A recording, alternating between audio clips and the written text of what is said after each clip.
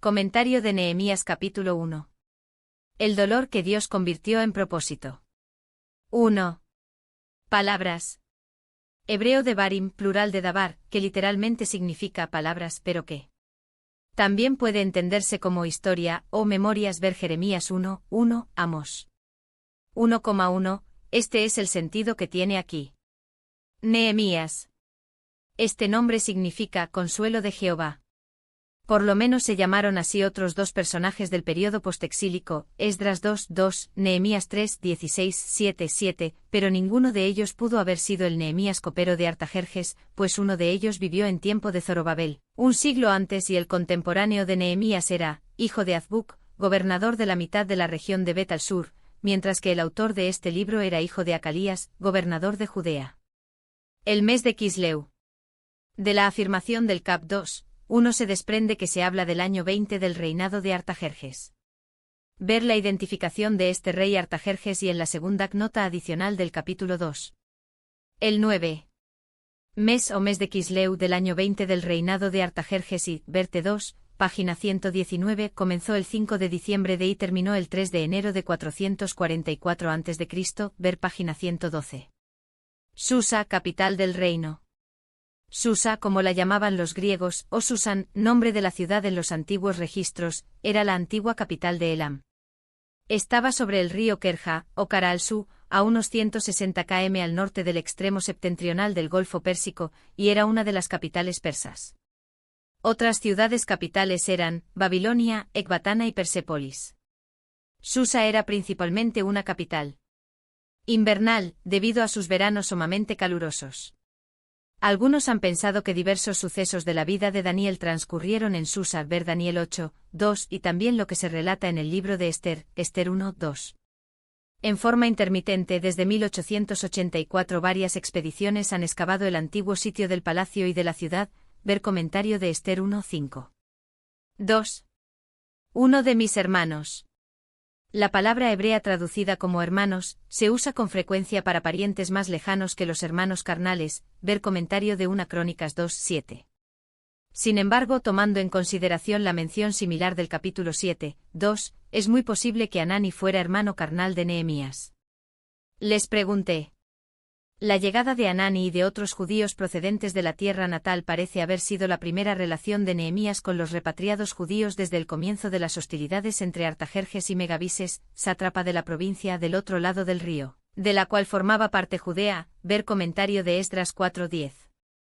Durante el periodo de la rebelión de Megabises, parece que fueron pocas las noticias fidedignas que llegaron hasta Nehemías, aunque quizá hubiera oído rumores de un ataque samaritano contra Jerusalén y de la destrucción de parte del muro recién construido de la ciudad. De haber sido así, Nehemías habría estado ansioso de recibir más noticias. Estas le llegaron por boca de su propio hermano y otros judíos, testigos oculares de lo que probablemente ocurrió durante el periodo cuando las comunicaciones estuvieron interrumpidas entre Persia y Judea. Ver página 352. 3. El muro de Jerusalén. Algunos comentadores creen que el informe de Hanani se refiere a la destrucción de la ciudad por los ejércitos de Nabucodonosor en 586 a.C. Pero difícilmente esto habría sido novedad para Nehemías, a menos que se supusiera que Hanani y sus compañeros solo informaron que hasta el momento no se había hecho ningún intento para reconstruir el muro. En vista de la consternación de Nehemías ante el informe de Hanani, versículo 4 al 1l, los acontecimientos descritos tienen que haber sido recientes. Lo que dijo Hanani no indica necesariamente que todo el muro había sido destruido ni que todas las puertas habían sido quemadas a fuego. La descripción de la construcción del muro, Nehemías 3, indica que solo algunas partes del muro y algunas de las puertas habían sido afectadas. Ciertas porciones del muro solo se habían reparado, capítulos 3, 4, 5, mientras que otras se debieron edificar, cap 3, 2. Del mismo modo, hubo que reconstruir completamente algunas de las puertas, capítulos 3, 1, 3, mientras que otras solo necesitaron reparaciones, capítulo 3, 6.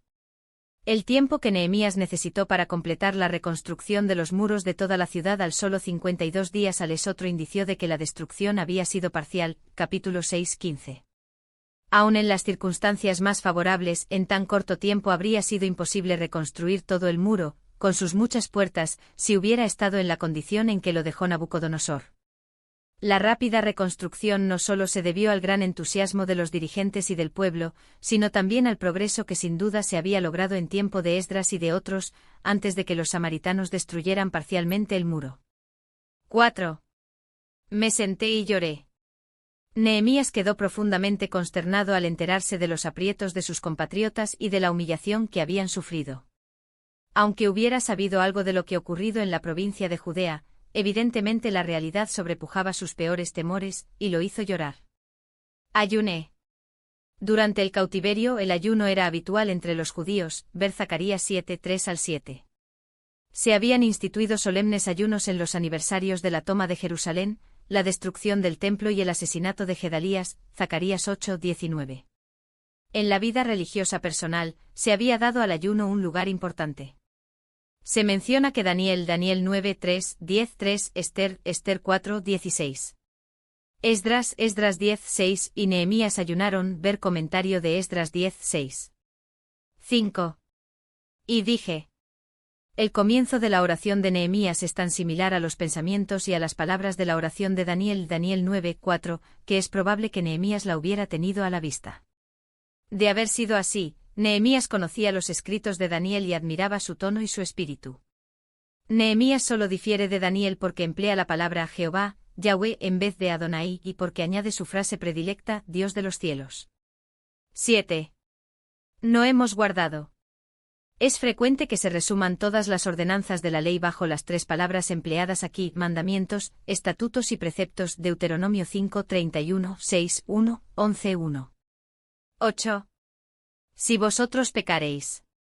Este versículo no es una cita de ningún pasaje del Pentateuco, sino una referencia al común denominador de varios pasajes, Levítico 26, 27-45, Deuteronomio 30, 1-5. Es habitual en los autores bíblicos el referirse de este modo a los escritos inspirados anteriores. Citan la idea y no las palabras textuales, ver comentario de Esdras 9, 11, Mateo 2, 23. 10. Redimiste. Es probable que se refiera a la liberación de Egipto, efectuada, con tu gran poder y con tu brazo extendido. Deuteronomio 9, 29, 26, 8, y más recientemente a la liberación del cautiverio babilónico. 11. Ahora. O sea, en esta ocasión. No necesita interpretarse que Nehemías se refiera a la oración pronunciada el día de su entrevista con el rey, ver capítulo 2. Aquel varón. Es decir, el rey Artajerjes, a quien no se había mencionado por nombre, pero que estaba siempre en el pensamiento del peticionante. Nehemías comprendía que solo se podía eliminar el oprobio de Jerusalén mediante una intervención real, y estaba convencido de que él mismo tendría que ir a Jerusalén a fin de modificar la situación imperante. Yo servía de copero al rey. Uno de varios coperos, no el único. Se menciona este hecho en 6 partes para explicar al lector quién es aquel varón, y también porque ese cargo le permitía llegar hasta Artajerjes. Al igual que Nehemías, muchos judíos alcanzaron posiciones influyentes y pudieron trabajar en favor de su pueblo. Puesto que los coperos se relacionaban con las damas del harén real, ver capítulo 2, 6, la mayoría de ellos eran eunucos. Es posible que Nehemías fuera eunuco. Algunos manuscritos de la Septuaginta traducen la palabra hebrea masé, copero, como eunucos, eunuco, y no hinojos, copero. Comentario de Nehemías capítulo 1.